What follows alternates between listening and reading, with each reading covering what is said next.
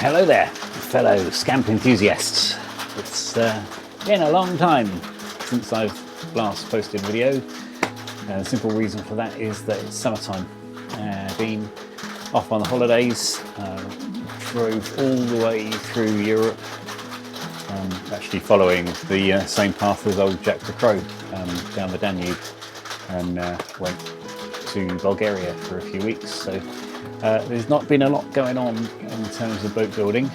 I can't quite remember where we left it last time actually, but just to give you a bit of a rundown as to what I've done. I've knocked up I've prepared the the cockpit sole and the aft of the boat, and I've knocked up a lazarette just to get an idea as to whether I want to put one in or not. I'm currently thinking I do. It does seem like it's a nice addition and makes use of space that otherwise would be not really that usable. Also gives a nice little backrest for you to sit on, put your feet down in the footwell and that kind of thing, as I've heard is the case. So I haven't really made my mind up yet, so it's still only in the sort of like knock-up stage. So we'll see about whether we do that. I think that's it in terms of developments. What I've got left to do, I still need to put the cleats on the ballast tank, ready for the floor to go on. Floor's a long way off yet on that. I need to prepare the bottom of the footwell. At the moment it kind of slopes down at an angle and I want it flat, so I need to do something clever there to put a false bottom in, and the false bottom of course will then raise up to sort of form the top of the sleeping platform if you're sleeping on the cockpit sole. Right, I will stop yattering on and show you something more interesting. I decided that the next job I'm going to do was be to glue the transom, that's the very back of the boat, in place. It's one of those jobs that needs to be done, so I looked at the plans and worked out that we need to do a little bit of planing on the edges so that the edges of the transom will meet the planks when they come up to it, and then put it in the right place and use a mixture of thickened epoxy to glue it in place. Next job when that is cured will be to put some fiberglass tape around the seam just to thicken up that joint.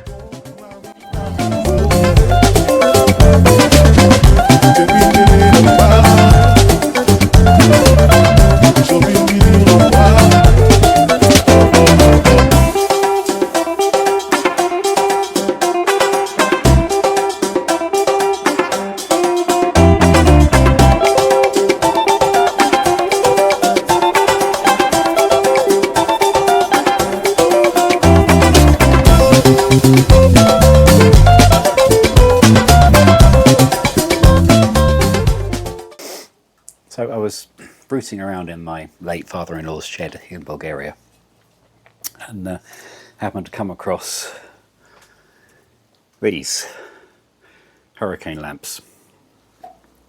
And for those of you who don't know, the class symbol for the Scamp is a red hurricane lamp. This one, sadly, the wick holder has disintegrated. This is completely rusted through.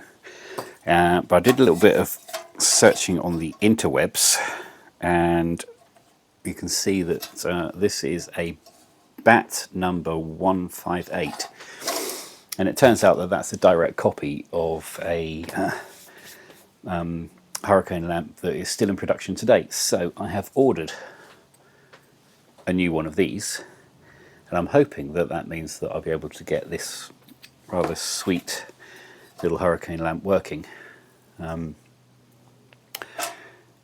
We'll have to see. It's one of those things, either the part will fit or it won't, but I'd really love to get this one working. This one here I actually have had working. but the wick needs replacing in it, and I bought a new wick, and of course I bought the wrong size, so I've got to get a slightly smaller wick. But I'm confident that we can get this one working, which is lovely. I mean, it's a decent lamp. It's just this one is so much more nostalgic and sweet. So hopefully, I'm really hoping that we can get that one working as well. So I will keep you updated as to how that works.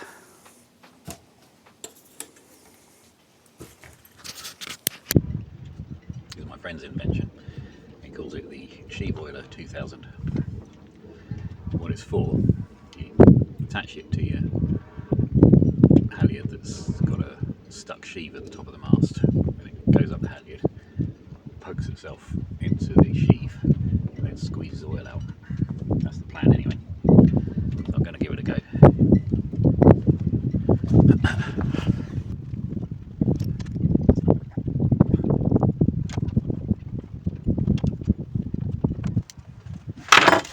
Right.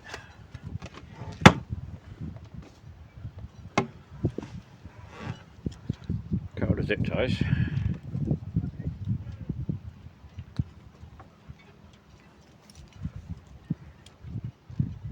Then you attach the sheave boiler on that way.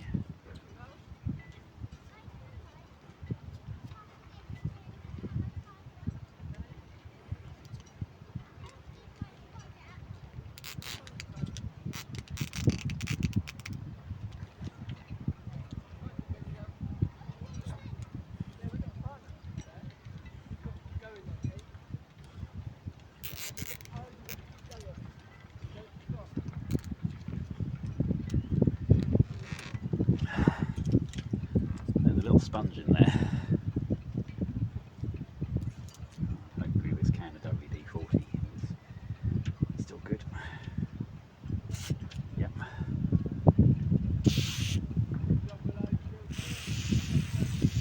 Soap feed boiler, WD-40, and then haul the whole contraption up the mast.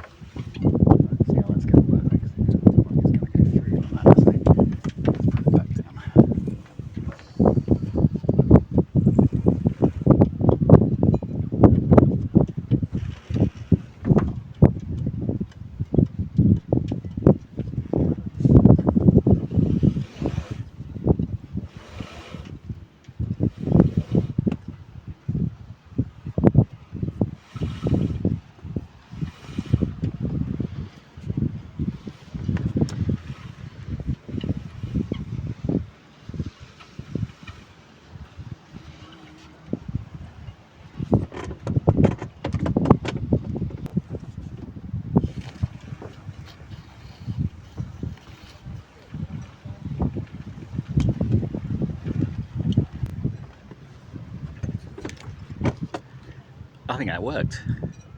It didn't actually go into the sheave like it's supposed to, but it definitely went up there, and I could see that it was kind of squeezing that sponge, and I'm guessing that oil came out because pulling the sail down, or the halyard down, was a lot easier than it was going up, and that indicates to me that there's some kind of lubrication having happened. So got to do the full sail halyard as well, but that would mean taking the foresail off, and I can't be asked to do that right now, but that'll be a job for another day. So thanks, Rob, that worked well. You're a genius. You may notice the newly acquired e-propulsion E-Light electric outboard motor on the back of the dinghy there. The plan is to eventually use this on the Scamp. I thought that it would be worth buying this now so that I can have it to take the measurements required that will allow me to position the motor in the correct spot on the transom, and also to put the reinforcing plates on the transom to take the extra thrust. It will also have the advantage that I will be able to use the E-Light electric motor while getting to and from my 23-foot yacht. So I attached this stem piece a few months ago and I put a fillet along there to glue it down. Unfortunately, during the course of me putting pressure on here and stepping on it to lean over to get tools and stuff, it snapped off. So I think I'm going to have to try and get it off and redo it. Although that will involve a little bit of heat gunning, I think.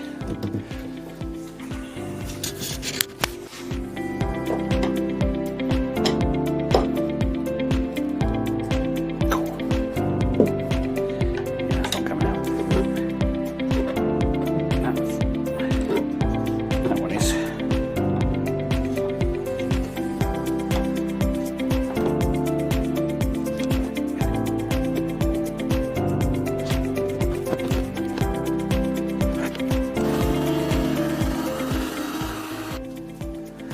Okay, so I've got the piece off,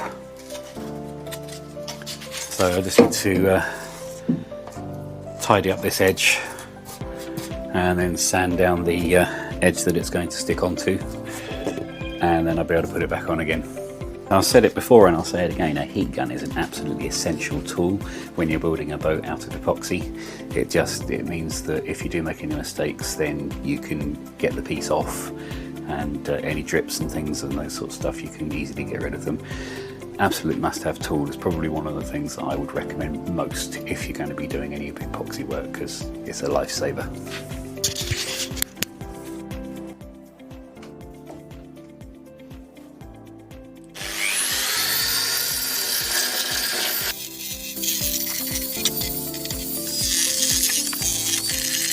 So just a quick little update as to where we are, so that I can get this video out to you guys.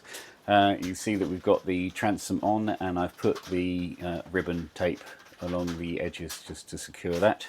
And here you can see that I have now re-established the stem piece. So yeah, that's some good progress. I'm still waiting for the hurricane lamp fittings to arrive, so update on that in the next show. But until then, we will see you next time. If you're watching at this point, then obviously you're interested in what's going on, so don't forget to like and subscribe. That makes a lot of difference to me. It gives me an idea that people are actually enjoying watching these, because I know that some of you are, at least, because a few of you get to the end. So anyway, thanks very much for watching. See you next time.